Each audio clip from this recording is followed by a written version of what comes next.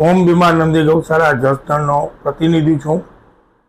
બીજું પાંચવડા અમારી પોતાની જે મારા બિઝનેસમાંથી અમે એક નાનકડી ગૌશાળા ચલાવીએ છીએ, જેમાં અમે કોઈનું દાન પણ લેતા નથી। જેને કોઈને ભાવના થાય તે સરસ નિર્ણય પૂરો કરે છે, આખું ગામ સહયોગ આપે છે, નિર્ણય પૂરો આપે છે। મારે વિશેષ તો સૂચન એ કરવાનું છે કે આપને 10 વર્ષથી આ જે ગૌ સેવાના નામથી અમે પોતે ઓમ બીમાર નંદી ગૌશાળામાં લુલ્લુ લંગડું બીમાર રિટાયર્ડ ગૌધન છે, એટલે અમારી ભાવનાઓ ત્યાં જોડાયેલી છે।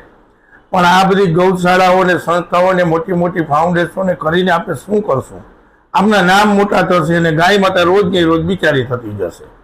માટે મારી સમાજની એક જ પ્રેરણા છે કે હરેક ગામની અંદર, જેમ આપણે ઠાકોરજીની ભાવના હતી કે ગોકુળનું માખણ ગોકુળમાં, હરેક ગામની અંદર કોઈ પણ ગૌધન ગામની બહાર ન જવું જોઈએ, ગામમાં રહેવું જોઈએ। એવા પ્રેરણારૂપ હું તમને ગામ આપી શકું, જે માલબુકુંદ ગૌશાળા બોરડી સમઢિયાળા, જે પોતે એ લોકો વિચરતું ગૌધન વડાલ, મંડલીપુર છે, દેવકી ગાલોડ છે, આવા 15-20 ગામ છે જે લોકો વિચરતા ગૌધન મુક્ત છે। પણ એ લોકોએ ક્યાંય ગૌશાળાઓમાં કે પાંજરાપોળમાં ગૌધનને નથી મૂક્યું, પોતાના ગામમાં, જેથી એના ખાતરનો પણ એને ઉપયોગ થાય, ગૌધનને ચારો પણ ઉત્તમ મળે છે, ટાઈમસર બધી એની ટ્રીટમેન્ટ પણ થાય છે। માટે ખાસ કરીને જે ગૌશાળાના નામથી નામ મોટા કરવા, પ્રતિષ્ઠાઓ મોટી કરવી અને ગામડાઓ નિર્માલ્ય કરતા, ગૌધન વગરના કરવા, એમાં પણ આપણે અપરાધી છીએ। માટે મારી એવી ભાવના છે કે ભલે એક ખેડૂતની ઘરે 5-5 ગૌધન હોવું જોઈએ। હું હમણાં કચ્છમાં ગયો હતો, ત્યાં રાપરની બાજુમાં એક ગામ છે, ત્યાં આજથી 5 વર્ષ પહેલા માત્ર 400 ગૌધન હતું, અત્યારે ત્યાં 3000 ગૌધન છે। તો બધા માલધારી છે, બધા એની વયાવૃત્તિ એટલે જોડાયેલા છે, અને બધાને જગતમાં ખબર છે કે ગૌધનની એટલે વયાવૃત્તિથી જોડાવ, અને એમાં અઢળક બધી પ્રોડક્ટ છે, ખાતર છે, ગૌમૂત્ર છે, દૂધ છે, દહીં છે, માખણ છે, નિભાવ ખર્ચો કોઈને નડતો નથી।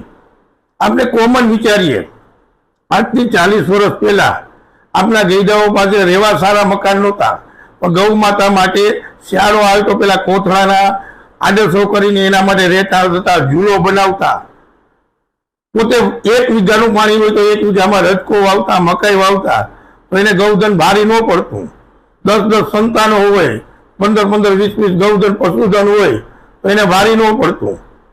એ વ્યવસ્થાનો એક ભાગ હતો, આપણી એકબીજાની જરૂરિયાત હતી, એકબીજાને આપણે આધીન હતા। હવે આપણે એકબીજાને પરાધીન કરવામાં લાગી પડ્યા છે। ગૌ માતાને બિચારી કરી, પરાધીન કરી, ગામડાઓ ખાલી કરી છે। આ ક્યાં સુધી ચાલશે? માટે જેને પણ ભાવના હોય પોતાના જ ગામની અંદર નંદીશાળાઓ કરો, ગૌશાળાઓ કરો, અને એક પણ ગામમાં એવા દાતાઓ નથી કે જેના ગામની અંદર વિચરતા ગૌધનનો ખર્ચો ઉપાડી શકે। ઉપાડવાનો તો એક ફોર્માલિટી છે, બની શકે તો 1 વર્ષની અંદર એમાંથી તમે ઇન્કમ પણ કરી શકો અને 2-5 પરિવાર પણ લપશે। એના માટે જો કોઈને પ્રેરણારૂપ જોતું હોય તો મારો નંબર નોટ કરી લો, 9901915013। અમે જે આ પ્રયત્ન કરી રહ્યા છીએ કે ગોકુળનું માખણ ગોકુળમાં, અને ગામડા પોતે આત્મનિર્ભર એ રીતે થાય, ગૌવસ્તી પોતાને જીવન જરૂરિયાતની, ખાતરની, એ સિવાયની અન્ય કાંઈ પ્રોડક્ટની ગામમાં મળવી જોઈએ। મારા ગામમાં 20 ગૌધન હોય, હું બીજે મૂકી આવું, પછી ખાતર દાણે મારે બીજે ખાતર લેવા જવાનું, અને ગામ નિર્માલ્ય।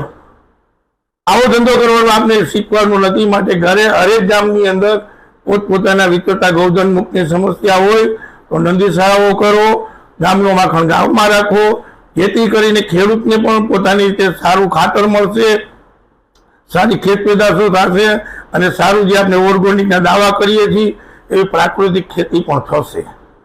માટે આ નામ મોટા કરવા અને વિશાળ ગૌશાળાઓ કરવી, છેલ્લા 10 વર્ષની અંદર ગૌશાળાઓ રાજકોટની આજુબાજુમાં, ગુજરાતમાં એટલા બધા રાફડા પાટી નીકળ્યા કે વિચરતા ગૌધન મુક્ત, ફલાણા નામથી ગૌશાળાઓ થઈ, ગવર્મેન્ટ સહાય આપી, ગાયને બિચારીમાં બિચારી કરીને વધારે બિચારી કરી, નામ મારા જેવા મોટા કર્યા, બાલુભાઈ હો ગૌ સેવક, બાલુભાઈ હો ગૌ સેવક। આ જ કરશું। શા માટે? તમે અહીંયા જવાબ દેશો, મારા નાથને કોઈ જવાબ નહીં દઈ શકો।